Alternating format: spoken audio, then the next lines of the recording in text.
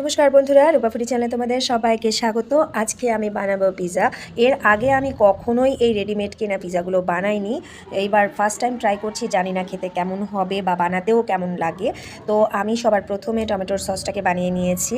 কিছুটা টমেটো, রসুন ও তার সঙ্গে হালকা লঙ্কা মিক্সড করে পেস্ট করে নিয়েছি। এবার সেটা ভালো করে আমি ডোটার ওপরে দিয়ে নিলাম। তার উপরে দিয়েছি কিছুটা গ্রেট করে রাখা চিজ, আর তার সঙ্গে দিয়েছি কিছুটা পরিমাণে টমেটো, পেঁয়াজ, আর ওপরে যেগুলো দেখতে পাচ্ছ গ্রিন কালারের, সেগুলো আর কিছুই নয়, সেগুলো হচ্ছে পেঁয়াজ কলি। অনেকে অনেক কিছু দেয়, আমি জানি না এরকম করে কেউ ট্রাই করেছো কিনা। তার সঙ্গে আমি দিয়ে দিচ্ছি কিছুটা পরিমাণে চিকেন। আমি চিকেনটাকে ওইরকম চার কোনা করে কেটে দেইনি, একটু অন্যভাবে দিয়েছি। তোমরা যদি কেউ এই আমার মতো একটু ইউনিক পদ্ধতিতে বানিয়ে থাকো, অবশ্যই আমাকে জানাতে ভুলো না।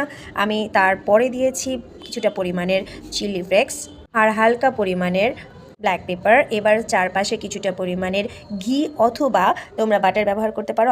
আমার কাছে বাটার ছিল না, আমি সেই জন্য কিছুটা পরিমাণে ঘি ইউজ করে নিয়েছি। ঘিটার গন্ধ আমার ভালোই লাগে, তো সেই জন্য আমি ব্যবহার করি। আর তোমরা চাইলে সেটা নাও করতে পারো। আমি একটা পাত্রে কিছুটা গরম জল করে নিয়েছিলাম। গরম জলের ওপরে হালকা করে ঢাকা দিয়ে মোটামুটি 10 মিনিটের ওপরে সময় লেগেছে আমার এটাকে তৈরি করতে। তোমরাও এরকম করে কেউ কখনো ট্রাই করেছো কিনা আমাকে জানাতে ভুলো না। বাকি যতটা ভেবেছিলাম অতটা খারাপ হয়নি, ভালোই হয়েছিল।